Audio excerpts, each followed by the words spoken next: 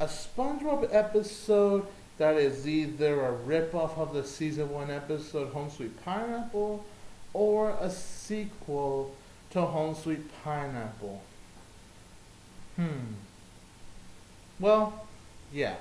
Okay, you guys, I am 22 Tiger Dude, and I'm here to review the SpongeBob episode Home Sweet Pineapple. What am I saying? Home Sweet Rubble.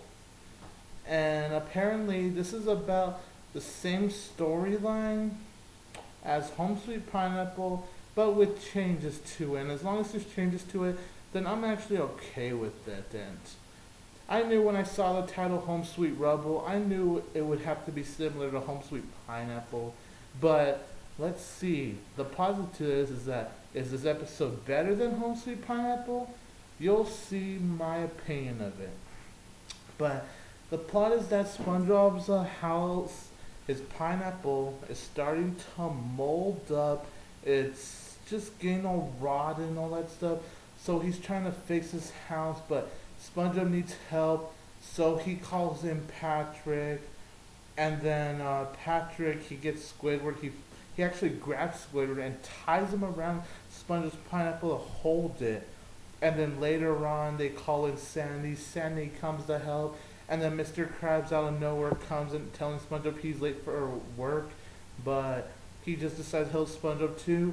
So now it's SpongeBob, Patrick, Squidward, Sandy, and Mr. Krabs helping getting the pineapple fixed. Now, let me start off by saying this.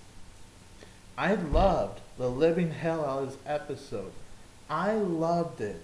I thought it was better than Home Sweet Pineapple.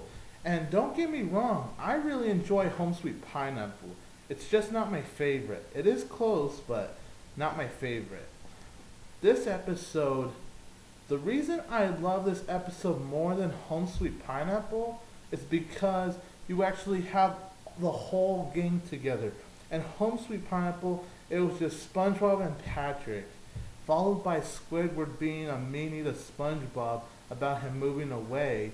But in Home Sweet Rubble, you've got SpongeBob, Patrick, Squidward, Mr. Krabs, and Sandy. Squidward, he's rarely seen though because he's pretty much tied around SpongeBob's house throughout the episode. But still, Squidward is included in this episode too. It's everyone, all of the main characters. That's why I loved it more. I love the fact that Sandy helped. I love the fact that Mr. Krabs even helped. Patrick and Squidward. It was just wonderful. I love that. And the episode itself had a lot of amazing gags, a lot of humor. It felt like the humor that seasons 1 through 3 had. And I noticed a lot of people noticed that. Like, instead of Patrick being so dumb that he's not funny, Patrick actually acted like the Patrick he was in seasons 1 through 3, where he was so stupid, he's actually funny. And it's great to see that personality back. And the newer episodes of SpongeBob, we see Patrick being so idiotic he's funny, and other times we see Patrick being so idiotic he's not even funny, you know? But this is one of the episodes where I really love Patrick because he's so dumb, but yet he's funny. And there's just a lot of personalities to each of the characters. I love where it was going. And there was this running gag in this episode dealing with SpongeBob forgetting to feed Gary. And then something I didn't expect. The twist comes at the end, in which I could see why they had that running gag through the episode. I don't really want to spoil it, but in case you don't know, go ahead and skip 30 seconds because I'm gonna give a little spoiler alert about the ending. So skip 30 seconds, at least starting now, or less than 30 seconds. All right. So the ending of the episode, SpongeBob sees a food, so he gets ready to feed Gary. But when he opens the can, a pineapple just pops out of the can and becomes SpongeBob's pineapple once again. So then SpongeBob read the can and it was actually a pineapple in a can. So it was actually Gary trying to give SpongeBob a pineapple in a can all this time, and I thought it was clever of the writers to do that. Ending spoiler alert over. Of course, I love the animation. You can't go wrong with the animation, you guys. The animation is beautiful. I just love it. Everything about this episode, from start to finish, I love it. No problems, no nitpicks, just nothing wrong with this episode. It was perfect.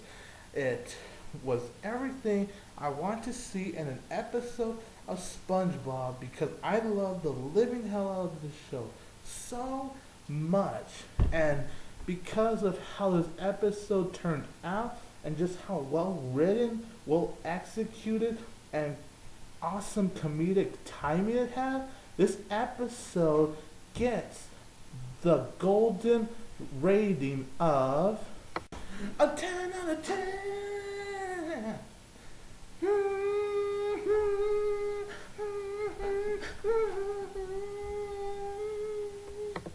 And you can't forget the bottle too. Okay, you guys, and if you enjoyed what you've seen here, I am, of course, the one in the yellow SpongeBob cap, 22 Tiger Dude. Like this video, share this video, subscribe to me. The button is always going to be above the video, and comment below and give me your honest opinion of what you think of this season 8 episode, Home Sweet Rubble.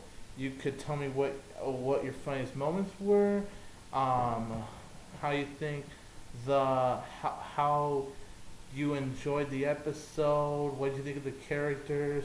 And you can even tell me below, which episode do you enjoy better? Do you enjoy the season 1 episode Home Sweet Pineapple better? Or do you enjoy Home Sweet Rubble better?